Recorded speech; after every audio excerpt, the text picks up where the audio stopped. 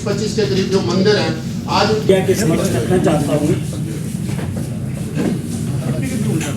जो honourable court का जो डिसीजन आया है, डिसीजन में तो नहीं है, एक ऑर्डर आया है। उन्होंने इनसे 2011 से जो ब्यौरा मांगा है कि कितनी संपत्ति आपने, कितनी ट्रस्ट के पास प्राप्ति है और कितनी उन्होंने बेची है, उसका पूरा ब्यौरा दिया है। नंबर ये भी कहा है कि 2011 से पूरे जो ट्रस्ट को कितनी आमदनी आती है, पेमेंट का पूरा ब्यौरा वो कोर्ट में पेश किया। तीसरा, जज साहब ने ये भी माना है कि ये जो पब्लिक ट्रस्ट है, जिसकी बेनिफिशरी जो पब्लिक है और ये आईनी धर्मार्थ के खिलाफ जो काम हुआ है वो एक्सेप्टेबल नहीं है। आईनी धर्मार्थ में जो लिखा है कि हुनेस्टली, एक ईमानदारी से, पारदर्शिता से जहाँ काम होना चाहिए, जो ये लोग फेल हुए इन्होंने वो नहीं किया। ये भी एक जज साहब ने ऑर्डर किया है। तीसरा, उन्होंने जो ट्रस्टी घर के ही बनाए हैं उस पे भी उन्होंने बोला है कि इनका क्या स्वार्थ है इधर, इसलिए उनको दो जो उनके ग्रैंडसन है चेयरमैन ट्रस्टी के, वो दोनों को पार्टी बनाया है इस केस में।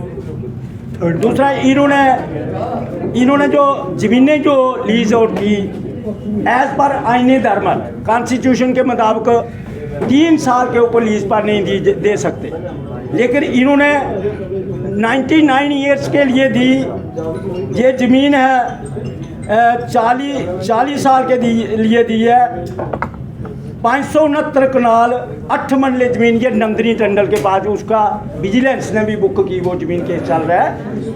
और 450 कनाल ये सुम समाज, ये भी इन्होंने 40 साल के लिए लीज पर, और ये लिखा गया कि भाई ये ऑटोमेटिकली आगे एक्सटेंड होती जाएगी।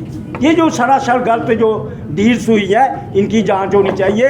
ये हमारी मंदिरों की ज़मीन है, हमारी आस्था का केंद्र है मंदिर, और ये मंदिरों की ज़मीन जो है, जो उसकी आमदनी है, उसके लिए जो हिंदू लोग हैं, उन जो वीकर सेक्शन है हिंदू, उनके ऊपर ये खर्च होना चाहिए। जो बाहर से यात्रु आता है उसके इन्होंने यात्री भवन भेज दिए, इन्होंने गौशाला की जगह भेज दी, इन्होंने करण मार्केट 300 दुकान बनी, 35 लाख की दुकान बिकी है, 1 पैसा ट्रस्ट में जमा नहीं हुआ। तो ये एक बड़ा सीरियस केस है, और इसको हम गवर्नर साहब को कई बार लिखा है, लेटर लिखे हैं, पत्र लिखे हैं, अपने प्राइम मिनिस्टर साहब को भी लिखा है, उनके भी ध्यान में हमने लाया है कि इसकी जांच होने लगी। लेकिन बड़ी बदकिस्मती की बात है कि आज दिन तक इसके ऊपर कोई गौर नहीं किया गया। इसलिए हमें पिछले 30 साल से हम केस में कोर्ट में ये लड़ाई लड़ रहे थे। आज हम स्वागत करते हैं अपने हॉनरेबल जज साहब का, जिन्होंने इसका संज्ञान लिया और एक इनको पारदर्शिता करने के लिए एक ऑर्डर पास किया है, और इनको बोला गया है कि पूरा ब्यौरा जो है ट्रस्ट का कोर्ट में पेश किया जाए। और अगली डेट जो है 19 मार्च पड़ी है, उसमें जो हम देखेंगे आगे क्या कार्रवाई होगी।